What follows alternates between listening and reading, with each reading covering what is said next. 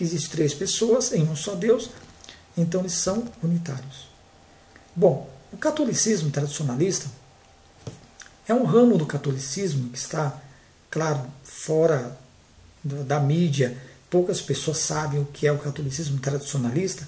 É o catolicismo monástico antigo, que bem antes do século VIII, que eles ainda tinham um entendimento, muitos deles até dos padres, dos bispos, de que a mulher não deveria de forma alguma fazer uso de calça. Como eu disse para você, na época das Amazonas, elas utilizavam calças. Vemos lá nos afrescos lá as imagens. Então, eu vou até ler para você. Em 3 de novembro de 866, o Papa Nicolau I escreveu ao rei Boris I da Bulgária: ou você ou a sua mulher usar ou não calças, não impede a sua salvação, nem leva a um aumento de suas virtudes. Bom, então a opinião do Papa era de que o rei questionando ele, bom, a minha mulher pode ou não usar calça, já naquela época. Então o Papa Nicolau, claro, já um catolicismo bem moderno, não era mais tradicionalista, ele já achou na sua mente que não havia problema. Como hoje em dia vemos os reflexos na Igreja Católica, que copiando o Papa Nicolau, hoje eles liberaram por completo a calça comprida, tendo por base o Papa Nicolau I. Agora, o que nós vemos aqui? É que essa ala mais radical, ou seja, mais ortodoxa do catolicismo, é o catolicismo tradicionalista. Permita que eu leia para você o que diz aqui o artigo. Alguns membros da Sociedade de São Pio X falaram sobre a preferência das mulheres com saias em vez de calças. Então você veja que na sociedade, na ordem fraternal de São Pio X, se verificou, os membros, a membresia, eles analisaram, verificaram bem e deram preferência, preferiram que as mulheres usassem saias em vez de calças. Porém, esse ramo do catolicismo tradicionalista, que foi mais ortodoxo, ele não vingou, ele não conseguiu ter muitos adeptos. Então, a maioria, 90% dos católicos, ou bem mais, eu estou chutando baixo, eles não acreditaram nessa sociedade de São Pio X, de que a mulher não deveria usar calças e sim saias. Então, o que prevaleceu hoje no catolicismo moderno, contemporâneo, é de que a mulher pode fazer uso da calça, não há problema nenhum. Mas, estou te mostrando que no catolicismo antigo, houve uma época em que eles acharam melhor que a mulher não usasse calças. Bom, vamos lá agora a uma próxima religião. Vamos falar agora dos reformados.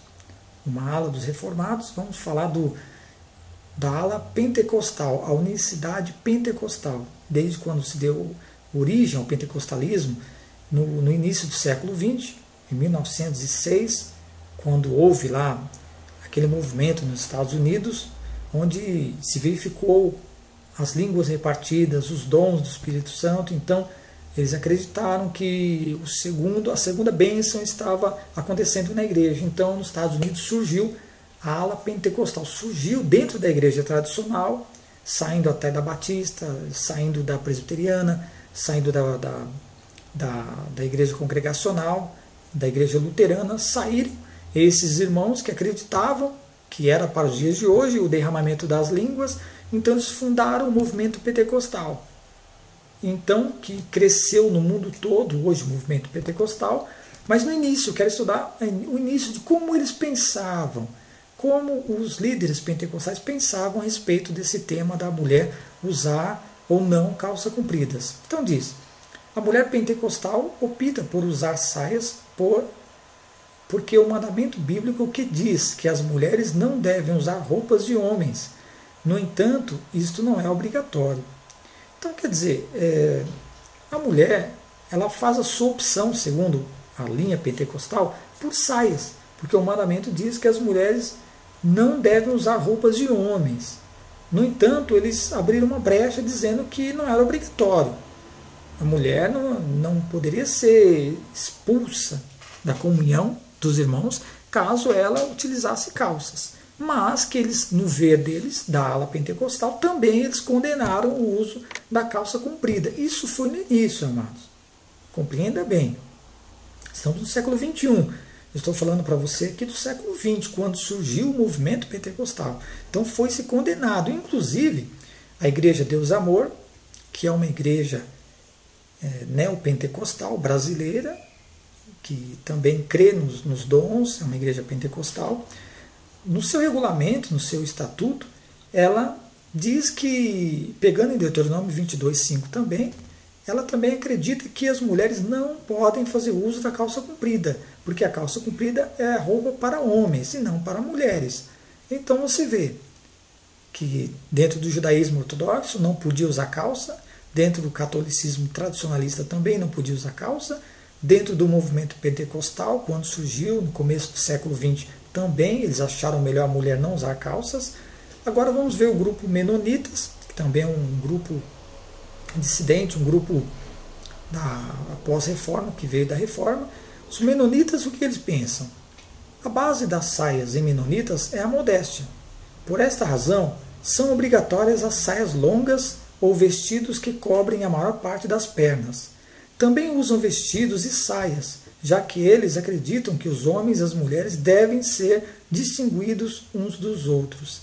Ou seja, então, no início da igreja menonita, ela também acreditava que a base era modéstia. Aqui, claro, no movimento evangélico, nós verificamos que eles estão falando aqui na carta que Paulo escreveu aos Timóteos, falando das vestes, de como a mulher deveria usar suas joias e pinturas e vaidade, assim por diante. Então, eles também achavam e até queriam que fossem obrigatórias as saias longas, não somente saias, vejam bem, não somente saias, mas que fossem longas ou vestidos que cobrem a maior parte das pernas. Veja bem, também pegando a modéstia, voltando lá para Deuteronômio 22:5 e também para a carta de Paulo aos Timóteos, que fala que em Deuteronômio que a mulher não pode usar a roupa do homem, nem o homem usar a roupa de mulher, tem que distinguir bem os sexos. Então, como eu mostrei para você, dentre as três religiões maiores que tem, claro que também os muçulmanos estão entre as três, melhor dizendo, mas dentre o cristianismo, dentre o evangelicalismo, dentre o catolicismo, dentre o judaísmo, que deu origem às outras religiões, nós verificamos que antigamente nenhuma delas permitiu que a mulher fizesse uso da calça comprida. Eles achavam que era errado, porque era veste de homem. Agora, como está hoje o movimento pentecostal? Como está hoje as igrejas tradicionais? Falando de religião. Hoje, as igrejas tradicionais, a maior parte delas, 90%, permite que as mulheres façam uso da calça comprida, não somente fora da igreja, mas também dentro da igreja. A presbiteriana permite, a batista permite, muitas outras permitem, a luterana, a Assembleia de Deus, que não permitia, hoje permite.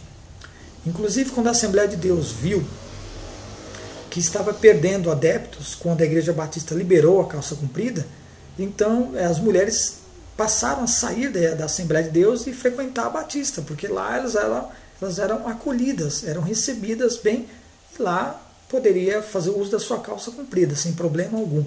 Então, eles passaram a reformular a sua doutrina. Então, no seu regulamento, no seu estatuto, eles passaram a permitir que a mulher utilizasse a calça comprida apenas fora da igreja. Dentro do templo não era permitido. Mas ainda continuavam as mulheres migrando, não aceitando, migrando, indo para a Batista, indo para a Presbiteriana, indo para as igrejas que tinham aberto as portas para a calça comprida. Então, a perca estava muito grande na Assembleia de Deus, reuniram-se novamente, inclusive o Ministério do Brás lá, eles então resolveram abolir de vez e permitiram e não iam disciplinar mais, segundo a nova lei, o novo regulamento.